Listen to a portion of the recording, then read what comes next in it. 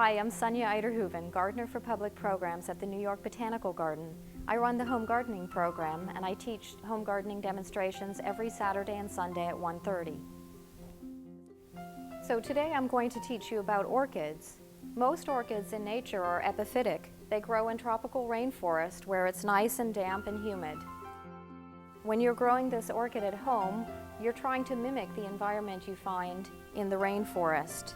Now with this orchid, since it's epiphytic, it grows dangling from the branches of trees, so you'll need a potting mix with good drainage.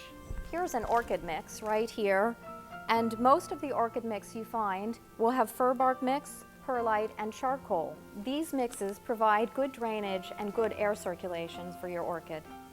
So one of the fastest and easiest ways to kill your orchid is to overwater it. If you're overwatering your orchid, you'll notice that the foliage starts to turn yellow and fall off. This is because the roots are rotting and they're not getting enough nutrients and water up to the plant. Also, if your leaves start to turn yellow, it could be that you're underwatering your orchid. One easy sign for underwatering your orchid, as you can see on this orchid, is the wrinkled foliage right here. This is a good indication that you need to water your orchid more generously each time you water. Now, in terms of watering, there are two easy ways to water your orchid. One is to take it and just run it under the tap and let the water run through the fir bark mix until it's generously draining through the other end.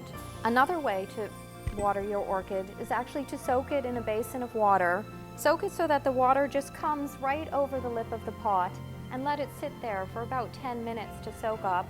Take the pot out of the bowl, drain it well, and put it back in its spot. So here's a short lesson in orchid anatomy. The orchid right here has a pseudobulb. The swollen tissue right here acts a lot like a camel's hump and is a reservoir for storing water. When an orchid has a large pseudobulb, it means that this orchid, when you water it, loves to be drenched, but then let it approach dryness before you water it again. If you're not sure if you should water, an easy trick is to stick a pencil into the potting medium, leave it there for about 10 minutes, and come back and check the tip of the pencil. If the pencil is dry, you need to water your orchid, and if the pencil is still moist, then leave it alone for a day or two. When you're watering your orchid at home, you'll be watering your orchid approximately every 4 to 10 days, depending on the season and also the light and the temperature in your home. It's important to remember to fertilize your orchid as well.